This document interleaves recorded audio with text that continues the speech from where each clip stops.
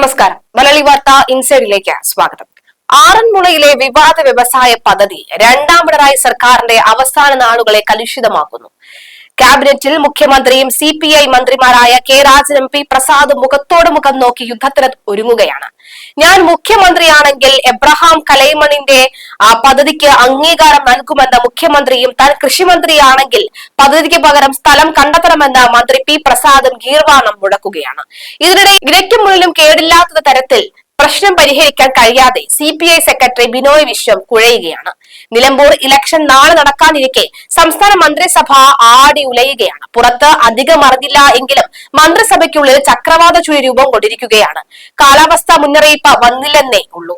ആറന്മുളയിൽ വിമാനത്താവളത്തിനായി കണ്ടെത്തിയതും പിന്നീട് സർക്കാർ മിച്ചഭൂമിയാക്കി മാറ്റിയതുമായ സ്ഥലത്താണ് മെഗാ ഇലക്ട്രോണിക്സ് മാനുഫാക്ചറിംഗ് ക്ലസ്റ്റർ പദ്ധതിക്ക് അനുമതി നൽകാൻ മുഖ്യമന്ത്രിയുടെ IT വകുപ്പ് തീരുമാനിച്ചത്. ഭൂപരിഷ്കരണ നിയമത്തിൽ ഇളവ് തേടി take of two future private limited എന്ന കമ്പനി സമർപ്പിച്ച അപേക്ഷ മുഖ്യമന്ത്രിയുടെ നിർദ്ദേശാനുസരണം റവന്യൂ മന്ത്രി കെ രാജന്റെ പരിഗണനയിലാണ്. ആറന്മുളയിലെ തണ്ണീർത്തടങ്ങളും നെൽവയലുകളും നികത്തി മറ്റു പദ്ധതികൾ നടപ്പിലാക്കാനുള്ള IT വകുപ്പിന്റെ നീക്കത്തിനെതിരെ കൃഷിമന്ത്രി പി പ്രസാദ് രംഗത്തെത്തിയതാണ് CPI മന്ത്രിയായ കെ രാജനെ വിഷമിപ്പിക്കുന്നത്. കാരണം നിയമത്തിൽ ഇളവ് നൽകണമെന്നാണ് മുഖ്യമന്ത്രിയുടെ ആവശ്യം. മന്ത്രി രാജന് മന്ത്രി പ്രസാദിനെ പിണക്കാൻ താല്പര്യവുമില്ല. മുമ്പേ ഇതേ ഭൂമി തരംമാറ്റാൻ നീക്കം നടത്തിയതാണെന്ന് അന്ന് അത് താൻ അനുവദിച്ചില്ല എന്ന് മന്ത്രി പ്രസാദ് പരസ്യമാക്കിയിരുന്നു. ആറന്മുളയിലെ വയലുകൾ നികത്താൻ അനുവദിക്കില്ല എന്ന നിലപാടാണ് തനിക്കുള്ളത് എന്നും പ്രസാദ് പരസ്യ പ്രസ്താവന നടത്തിയിരുന്നു. ആറന്മുളയിൽ ഇലക്ട്രോണിക്സ് പാർക്കോ മറ്റേതെങ്കിലും വ്യവസായ സ്ഥാപനങ്ങളോ വരുന്നതിൽ തനിക്ക് തർക്കമില്ല എന്ന് പറഞ്ഞ പ്രസാദ് പക്ഷേ നെൽവയലും തണ്ണീർത്തടങ്ങളും നികത്താൻ അനുവദിക്കില്ല എന്ന് ആവർത്തിച്ചു. എന്നാൽ മുഖ്യമന്ത്രിയെ സംബന്ധിച്ചിടത്തോളം ഈ സംരംഭം തുടങ്ങണം എന്നാണ് നിലപാട്. പദ്ധതിക്കായി ആലോചിക്കുന്ന 139 ഹെക്ടർ ഭൂമിയിൽ 122.87 ഹെക്ടറും നിലമാണ് എന്ന് പത്തനംതിട്ട ജില്ലാ കളക്ടർ അറിയിച്ചിരുന്നു. ഇക്കാര്യം കളക്ടർ റവന്യൂ വകുപ്പ് സെക്രട്ടറിയെയും അറിയിക്കുകയുണ്ടായി. എന്നാൽ ഫയലിലെ ആവശ്യം തള്ളാൻ റവന്യൂ മന്ത്രി തയ്യാറല്ല. ആറന്മുള വിമാനത്താവള പദ്ധതിക്കായി രൂപീകരിച്ച KGS group Aranmula airport company എന്ന പേര് മാറ്റിയാണ് പുതിയ ആരംഭത്തിന് തുടക്കം കുറിച്ചിരിക്കുന്നത്. ഇക്കാര്യവും ജില്ലാ കളക്ടർ അറിയിച്ചിട്ടുണ്ട്. കോഴഞ്ചേരി ചാരിറ്റബിൾ എഡ്യൂക്കേഷൻ സൊസൈറ്റി ഉൾപ്പെടെയുള്ളവ KGS കമ്പനിക്ക് വിമാനത്താവളത്തിനായി നൽകിയ വസ്തു കോഴഞ്ചേരി താലൂക്കിലെ ആറന്മുള, കിടങ്ങന്നൂർ, മെഴുവേലി, മല്ലപ്പുഴശ്ശേരി വില്ലേജുകളിലാണ് ഉള്ളത്. VS സർക്കാരും പിന്നീട് വന്ന പിണറായി സർക്കാരും ആറന്മുള വിമാനത്താവള പദ്ധതി ഉപേക്ഷിച്ച് മുമ്പ് നൽകിയ അനുമതികൾ റദ്ദാക്കിയിരുന്നു. 118.74 ഹെക്ടർ ഭൂമി മിച്ച ഭൂമിക്കായി ലാൻഡ് ബോർഡ് പ്രഖ്യാപിക്കുകയും ചെയ്തു. ഇതിൽ 7.08 ഹെക്ടർ സർക്കാർ ഏറ്റെടുത്തു. ചാരിറ്റബിൾ എഡ്യൂക്കേഷൻ സൊസൈറ്റിയുടെ അപ്പീലിൽ 2017 ലോകത്തിലെ ഹൈക്കോടതി വിധി പ്രകാരം തുടർ നടപടികൾ നിർത്തിവച്ചിരിക്കുകയാണ്. ഇവിടെ ഇലക്ട്രോണിക്സ് ക്ലസ്റ്റർ പദ്ധതി നടപ്പാക്കാൻ 2 വർഷം മുമ്പാണ് IT വകുപ്പിന്റെ കമ്പനി സമീപിക്കുന്നത്. ഭൂപരിഷ്കരണ നിയമത്തിൽ ഇളവ് വേണം എന്നതിനാൽ IT വകുപ്പ് റവന്യൂ വകുപ്പിന് ഫയൽ കൈമാറിയിരുന്നു. 65 ഹെക്ടറിൽ പുഞ്ചകൃഷി നടക്കുന്നുണ്ട് എന്ന കൃഷി ഡെപ്യൂട്ടി ഡയറക്ടർ റിപ്പോർട്ട് നൽകുകയും ചെയ്തു. തണ്ണീർത്തടങ്ങൾ നികത്താൽ വെള്ളപ്പൊക്കത്തിന് സാധ്യതയുണ്ടെന്നാണ് കൃഷി വകുപ്പ് നിർദ്ദേശം നൽകിയിട്ടുള്ളത്. ഇളവിനായി അപേക്ഷിച്ച ഭൂമിയുടെ 90% നിലമാണ്. ഇത് പരിവർത്തനം ചെയ്യണമെങ്കിൽ കേരള തണ്ണീർത്തട സംരക്ഷണ നിയമം അനുസരിച്ച് പ്രാദേശിക സമിതിയുടെ ശുപാർശ ആവശ്യമാണ്. ഇത്തരം പ്രതിസന്ധികൾ കണക്കിലെടുത്തുകൊണ്ടുള്ള പദ്ധതി മതിയെന്നാണ് പത്തനംതിട്ട ജില്ലാ കളക്ടർ അറിയിച്ചിരിക്കുന്നത്. വിമാനത്താവളം പോലെ പാടം നികത്തേണ്ട ആവശ്യമില്ല എന്നാണ് കമ്പനിയുടെ വാദം. 1 ഏക്കർ സ്ഥലത്ത് 10 കോടിയുടെ നിക്ഷേപവും 2000 തൊഴിലും ഉറപ്പാകും. 5000 കോടി ഉടൻ നിക്ഷേപിക്കാം എന്നാണ് കമ്പനി പറയുന്നത്. ഇതിനിടെ CPM പത്തനംതിട്ട ജില്ലാ സെക്രട്ടറി രാജു എബ്രഹാം പുതിയ നീക്കത്തിനെതിരെ രംഗത്ത് വന്നു. പദ്ധതി നല്ലതാണ് എങ്കിലും തണ്ണീർത്തടം നികത്താനാവില്ല എന്നാണ് അദ്ദേഹത്തിന്റെ നിലപാട്. മുഖ്യമന്ത്രിയാണ് പണ്ട് ആറന്മുള പാടശേഖരത്തിൽ വിത്ത് ഇറക്കിയത്. സുഗന്ധകുമാരിയും കുമ്മനം രാജശേഖരനും ചേർന്നാണ് ആറന്മുള വിമാനത്താവളത്തിനെതിരെ സമരം നടത്തിയത്. അന്ന് പിണറായി ആറന്മുള വിരുദ്ധ സമരത്തിന് ഒപ്പമുണ്ടായിരുന്നു. പണ്ട് ചെറുവള്ളി എസ്റ്റേറ്റ് ശബരിമല വിമാനത്താവളത്തിന് വേണ്ടി ഏറ്റെടുക്കുന്നതിൽ സാങ്കേതിക തടസ്സമുണ്ടായപ്പോൾ വിവാദത്തിന്റെ പേരിൽ ഒരിക്കൽ ഉപേക്ഷിക്കപ്പെട്ട ആറന്മുളയിലെ ഭൂമി സർക്കാരിന് കൈമാറാൻ ആറന്മുള വിമാനത്താവള പദ്ധതിയുടെ ശില്പി എബ്രഹാം കല്ലമണ്ണിൽ തയ്യാറായിരുന്നു. വർഷങ്ങളായി എബ്രഹാം ഈ ഭൂമിക്ക് പിന്നാലെയായിരുന്നു. ഏറെ വിവാദങ്ങൾക്കും സമരങ്ങൾക്കും ഒടുവിൽ ഉപേക്ഷിക്കപ്പെട്ട ആറന്മുള വിമാനത്താവള പദ്ധതി വീണ്ടും ആരംഭിക്കുമെന്ന് വ്യവസായി ഡോക്ടർ എബ്രഹാം തന്നെയാണ് വർഷങ്ങൾക്ക് മുമ്പ് മാധ്യമങ്ങളെ അറിയിച്ചത്.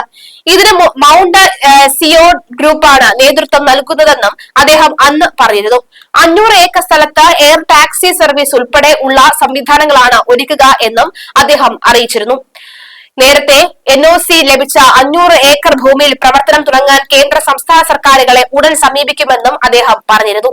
BJPക്ക് ആറന്മുളയ്ക്കെതിരായതിനാൽ കേന്ദ്രം കഴിഞ്ഞില്ല എന്നും പദ്ധതി നടപ്പിലാക്കാനായി ക്യാപ്റ്റൻ രവീന്ദ്ര നായർ, ചന്ദ്രശേഖരക്കുറുപ്പ് എന്നിവരുടെ നേതൃത്വത്തിൽ പദ്ധതി ഏകോപനം തുടങ്ങിയെന്നും അദ്ദേഹം പറഞ്ഞിരുന്നു.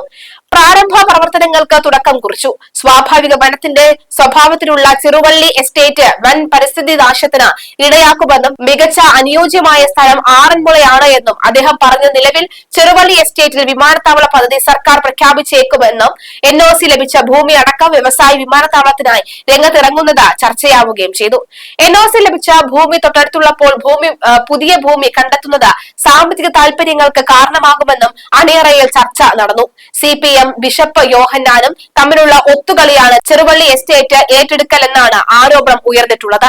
എബ്രഹാം കലമണ്ണിൽ UDF സർക്കാരിന്റെ കാലത്ത് സജീവ ചർച്ചാ വിഷയവും വിവാദ നായകനുമായിരുന്നു. കുമ്മനം രാജശേഖരനും സുഗതകുമാരിയും ഉൾപ്പെടെയുള്ളവർ സമരം ചെയ്താണ് ആറന്മുള വിമാനത്താവളം ഇല്ലാതെയാക്കിയത്. VS അച്യുതാനന്ദനും ആറന്മുളയ്ക്കെതിരെ രംഗത്തെത്തിയിരുന്നു. എബ്രഹാമിന് നിരവധി കോൺഗ്രസ് നേതാക്കളുമായി ബന്ധമുണ്ടായിരുന്നു. ഇതിൽ പ്രധാനം കോൺഗ്രസിലെ ഡൽഹി ബന്ധങ്ങളായിരുന്നു. CPM നേതാക്കളുമായും അദ്ദേഹത്തിന് സൗഹൃദമുണ്ട്.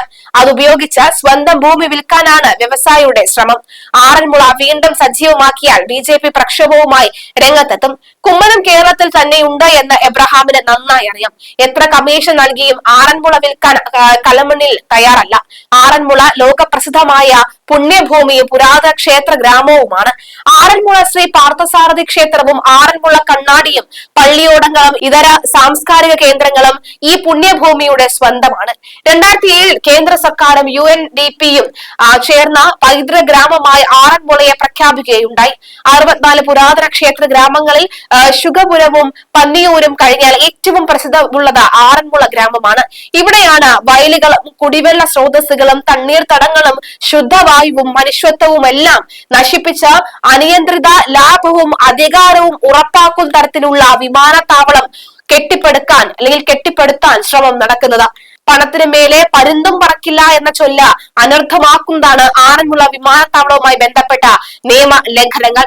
പമ്പയാറിന്റെ ജലസ്രോതസ്സാണ് ആറന്മുള നീർത്തടവും നെൽവയലും നീർച്ചാലും. ഇത് ഇല്ലായ്മ ചെയ്ത് ഇവിടെ ഒരു വിമാനത്താവളവും വാണിജ്യ നഗരവും നിർമ്മിക്കാനുള്ള നീക്കങ്ങൾ സമൂഹം ചർച്ച ചെയ്തത് ആവശ്യമില്ല എന്ന രേഖപ്പെടുത്തലാണ്.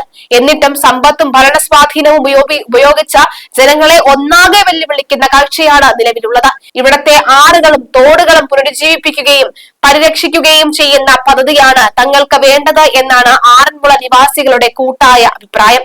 ഗ്രാമഭംഗി നിലനിർത്തുന്ന കാവുകളും കുളങ്ങളും സംരക്ഷിക്കപ്പെടണം. നികത്തപ്പെട്ട വലിയ തോട് പൂർവ്വസ്ഥിതിയിലാക്കപ്പെടണം.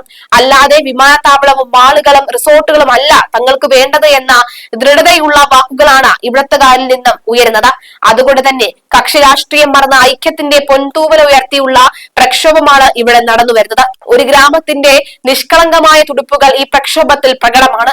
ആറന്മുള ക്ഷേത്രത്തിന് സമീപമാണ് വാണിജ്യ നഗരം KGS ഗ്രൂപ്പ് വിഭാവന ചെയ്തിരിക്കുന്നത്.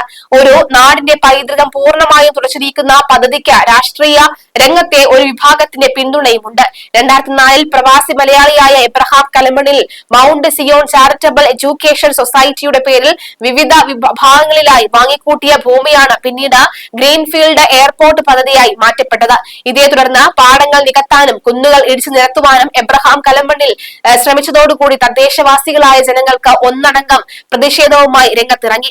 ജനകീയ പ്രക്ഷോഭം ശക്തിപ്പെട്ടതോടുകൂടിയാണ് 2009 ചെന്നൈ കേന്ദ്രമായിട്ടുള്ള KGS ഗ്രൂപ്പ് രംഗത്തെത്തുന്നത്. തുടക്കത്തിൽ മത്സ്യകൃഷി എന്ന പേരിലാണ് ചെറുകിട കർഷകരിൽ നിന്നും മോഹവില നൽകി ഭൂമി വാങ്ങിയത്. പിന്നീട് ഇത് എയറോനോട്ടിക് എഞ്ചിനീയറിംഗ് കോളേജിയമാണ് എന്ന പ്രചരണം വരികയും ചെയ്തു. എന്തായാലും ഗ്രാമാന്തരങ്ങളുടെ നിഷ്കളങ്കതകളൊക്കെ തച്ചുടച്ച് അതിനു മുന്നിൽ അതിനെയൊക്കെ തന്നെ അടിത്തറയാക്കിക്കൊണ്ട് ഒരു വിമാനത്താവളം കെട്ടിപ്പടുക്കാനാണ് തീരുമാനമെങ്കിൽ അതൊരു പക്ഷേ അതിനടിയിൽ കിടക്കുന്നത് ഇവിടത്തെ പിണറായി സർക്കാർ തന്നെ ആയിരിക്കുമെന്ന കാര്യത്തിൽ സംശയം വേണ്ട.